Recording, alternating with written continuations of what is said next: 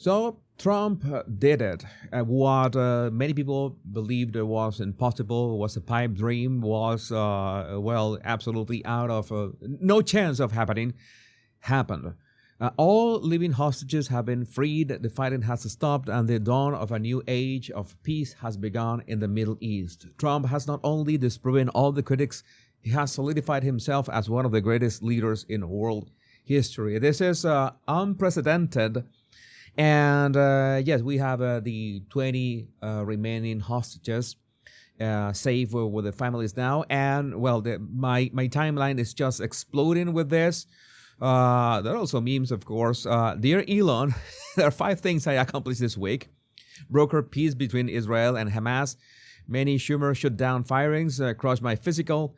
Designated Antifa a terrorist organization. Makes she shit his pants. We miss you at the White House. But beyond all of course, the memes and the news, this, I think this is a breaking point. I'm beginning to realize many people who have waking up to the fact that Trump might not be the the Nazi that so many people believe. That they're beginning trying to understand how do we feel about this. And of course, the media, not all the media, I have to say, I would have to be fair. I'm not going to name names, but the legacy or mainstream media have tried to spin this as something, bad. How can you spin this? I have no idea. I really haven't paid attention to them. And I have to acknowledge that some people from the legacy and mainstream media have said that, yes, Trump just did this. The guy did this. So that is, I'm going to say this. This is not to say that it's great that people are waking up to, okay, Trump being the good guy. This is great for Trump. I think that Trump himself is he was saying that I'm not sure if I'm going to enter heaven, if heaven is for me. That is not the point here. I think the main point, the most important point, is so many people, both in the United States and outside the United States, we're talking about a worldwide phenomenon, realizing that they have been lied to in so many levels. And of course, it's this tweet from Konstantin Kisin and say that so many people with the Trump derangement syndrome are waking up to the reality. And well, my reply is that not everyone with Trump derangement syndrome, because when you go through certain threshold, let's say the event horizon of the Trump derangement syndrome, there's no coming back to common sense. But so many people, I think that it's not only the peace between Israel and Palestine, but it's the main part. It's the most important part. Is so many people questioning the narrative that they have been fed, and so many people still waiting. Okay, how do we feel about this? How can we criticize this? How can we say that this is something bad happening? And that is good. Those are legitimate questions.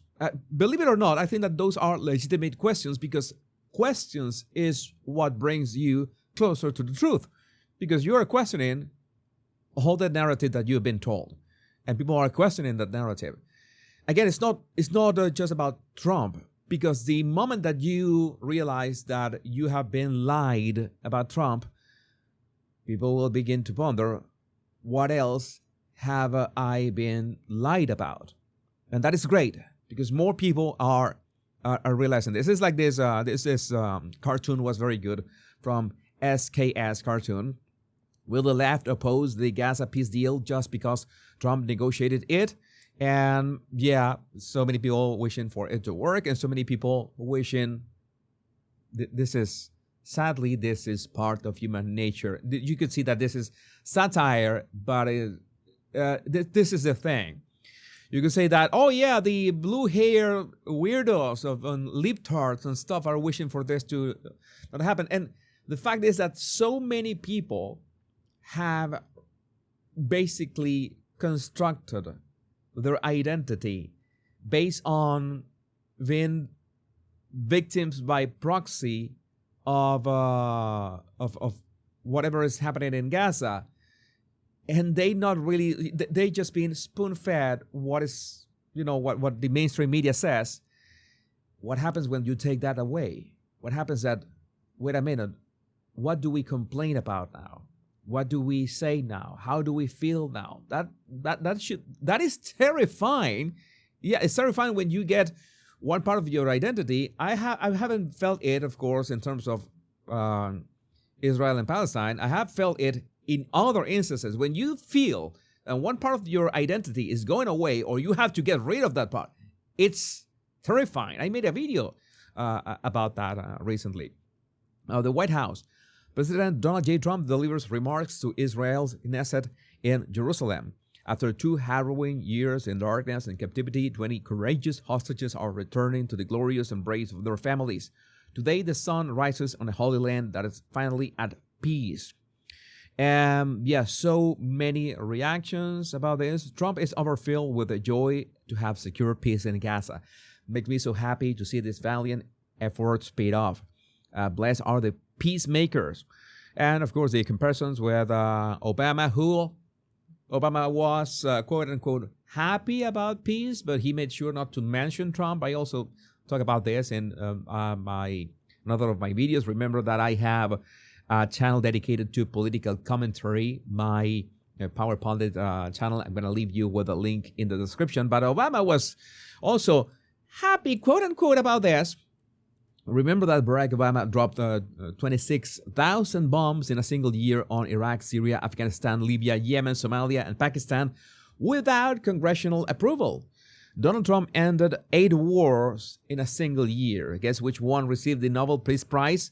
Yeah, we are still expecting, waiting for, the rules and the Nobel Peace Prize for 2026, which is, we already know it's like a Grammy. It really doesn't count. And it's like so many people forget that, okay, you remember the Abraham Accords. What happened with that, with Trump back then? Do you remember who won the Nobel Peace Prize the next year? Yeah, you won't remember because it was, I don't know, a couple guys that maybe they have worked hard for that. Maybe they deserve it, but you know how it is.